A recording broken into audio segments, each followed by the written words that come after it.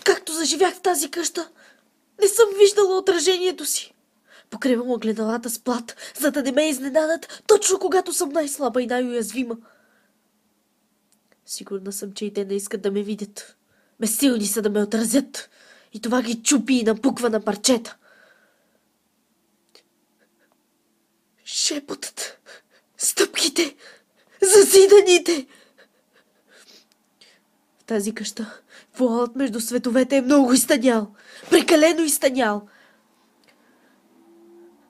Чувала съм, че в местността нещата се случват по собствени закони, по друга логика. Дълго преди родителите ми да изчезнат, аз постоянно си представях как цялата къща е само на мое разположение. Как всяка стая е моя. Как всяко ъгълче е мое.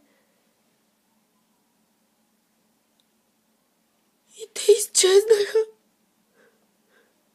А дъщерята на Исодора Граф почина преди 2 години.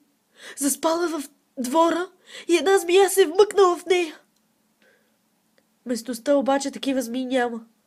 Това са змиите, за които четох преди 1 година и които постоянно се появяват в кошмарите ми. Сигурна съм, че аз съм я предизвикала. Аз съм я накарала да се появи. Но аз не съм искала това. Не съм искала никой да умира или да изчезва. Сякаш всичко е написано някъде и просто преминава през главата ми. Аз не мога да избягам от него. Трябва просто да го оставя да премине. И вас сънувах. Много преди да дойдете. Знам всичко за вас. Знам защо сте тук. Знаех, че е въпрос на време да дойдете. Разбрах го още от когато си помислихте, че искате да напуснете града и да се преместите в къща в провинцията. Знам всичко за вас. Сънувах, че тялото ми е стъкленица пълна с отрова, която се чупи на парчета и се разлива по целия свят.